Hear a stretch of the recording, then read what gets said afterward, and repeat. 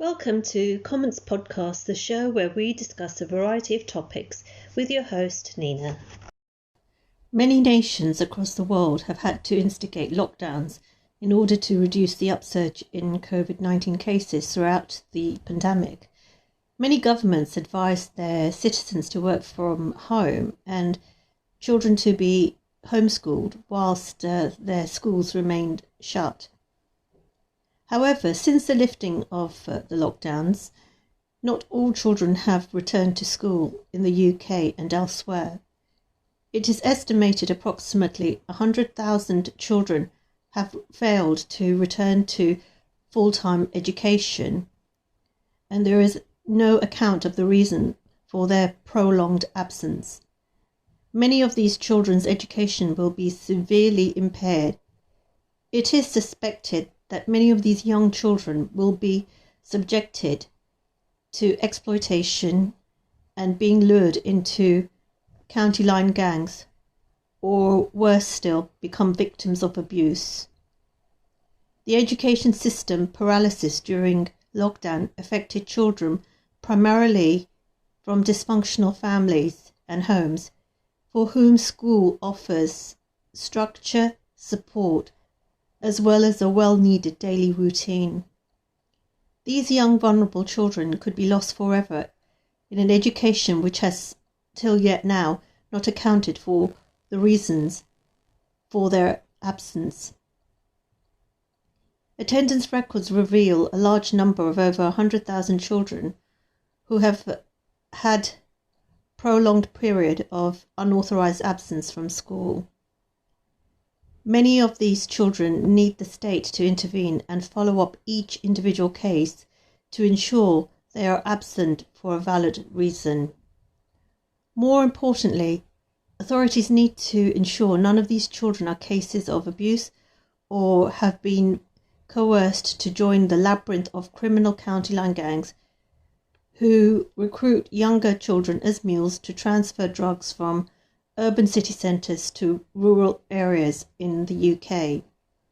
The plight of these 100,000 children is unknown, and there is a genuine concern for their well-being. At the very minimum, the impact on these young students is losing out on their education as a result of being out of the education system for at least 1 year throughout the course of the pandemic, and resulting in a lost generation. The onus is primarily upon local councils, education authorities, social services, and other partner agencies to work closely with the schools to monitor these absences and follow up any concerns raised. Children should not be neglected and relegated to being nameless numbers on a register. It is the duty of these authorities to investigate all prolonged absences of children from school and ensure that they do not miss out on their education. Evidently, there will be cases of safeguarding concerns uncovered, and it is even more crucial that social services and teachers ensure these children's care is prioritised. It is inexcusable to ignore the plight of children who have failed to return to school following the lifting of lockdowns. This is the current situation within the UK. However, the charity Save the Children has, on previous occasions, issued warnings that globally millions of children will never return to education. This may be the case due to a variety of reasons, from financial constraints and increased poverty as a result of the pandemic or other social familial pressures. Unfortunately, girls will be impacted significantly, and many will be compelled to leave school and marry early in developing countries due to the rise of poverty experienced by many families during the onset of the pandemic. The number of forced marriages will inevitably increase among young girls, who will lose out the most on their education. However, young boys will still be compelled to leave school early in order to find work to support their families financially. Resources really need to be ploughed by governments to protect an entire generation of young children from the impact of the pandemic.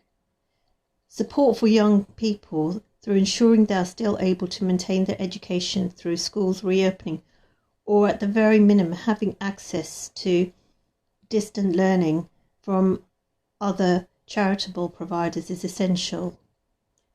Children need access to education for the best start in life. Not only does it open doors to opportunity, but also contributes towards developing their skills to improve their future financial and employment prospects. Education is not a privilege, but a necessity for young people, where global competition requires many nations to nurture the upskilling of their workforce to compete in global markets.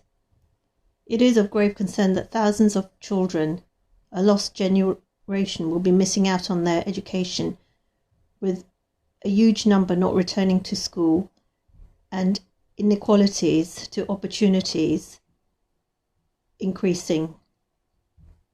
Some children may drift into a life of crime, lured by criminal gangs. Others suffer from becoming victims, which will have a long-lasting impact upon their lives in the future. Governments should continue to invest and ensure that children have equitable access to education, and schools continue to monitor unauthorized absences. There will inevitably be disparities in the implementation of such policies, varying within different countries. However, the onus is that it should still be considered a high priority to protect children globally and prevent the outcome of a lost generation. Governments must make education a priority by producing and implementing COVID-19 educational response and recovery plans to ensure the most marginalised, vulnerable children are still able to access and continue their learning. Thank you for tuning into today's episode. You can subscribe to the Comments podcast via iTunes, Spotify, and other major podcast providers.